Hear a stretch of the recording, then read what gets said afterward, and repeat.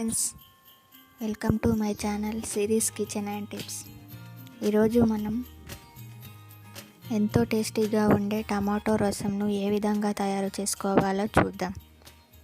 రెసిపీలోకి వెళ్ళబోయే ముందు ప్లీజ్ మీకు చిన్న రిక్వెస్ట్, నా ఛానల్ కనుక మీరు మొదటిసారిగా చూస్తున్నట్లయితే ప్లీజ్ నా ఛానల్ని సబ్స్క్రైబ్ చేసుకోండి. దీనికోసం 4 పెద్ద సైజ్ టమాటాలను ఈ విధంగా కట్ చేసుకొని శుభ్రంగా కడిగి కట్ చేసుకొని తగినన్ని వాటర్ని యాడ్ చేసుకొని ఉడకబెట్టుకోవాలి. ఒక 15 మినిట్స్ పాటు వీటిని ఉడకబెట్టుకోవాలి.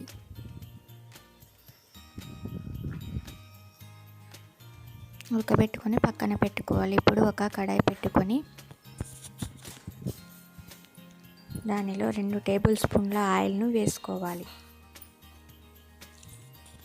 ఆయిల్ హీట్ అయిన తర్వాత 1 టేబుల్ స్పూన్ ఆవాలు, 1 టేబుల్ స్పూన్ జీలకర్రను వేసుకోవాలి. తర్వాత కట్ చేసి పెట్టుకున్న ఉల్లిపాయ ముక్కలు, పచ్చిమిర్చి ముక్కలు, అలాగే కరివేపాకును కూడా యాడ్ చేసుకోవాలి. వీటిని బాగా వేగనివ్వాలి. అలాగే దీనిలో కొద్దిగా సాల్ట్, చిటికెడు పసుపును వేసుకొని ఇలా కలుపుకోవాలి. అలాగే దీనిలో కచ్చపచ్చగా దంచిన 4 వెల్లుల్లిని వేసుకోవాలి. అలాగే 1 టేబుల్ స్పూన్ అల్లం వెల్లుల్లి పేస్ట్ని వేసుకొని పచ్చివాసన పోయేంత వరకు ఫ్రై చేసుకోవాలి.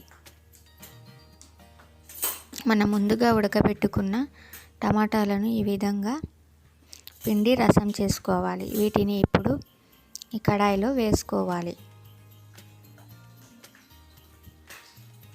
అలాగే 1 కప్పు చింతపండు రసంను కూడా వేసుకోవాలి. దీన్ని బాగా మిక్స్ చేసుకోవాలి. అలాగే దీనిలో 1 టేబుల్ స్పూన్ ధనియాల పొడిని వేసుకోవాలి.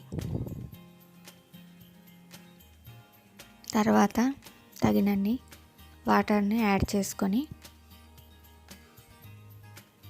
కొత్తిమీరను కూడా యాడ్ చేసుకొని దీన్ని 10 మినిట్స్ పాటు ఉడకనివ్వాలి. ఇలా 10 మినిట్స్ తర్వాత మరి ఒకసారి ఈ విధంగా కలుపుకొని మరో 10 మినిట్స్ పాటు ఉడకనివ్వాలి.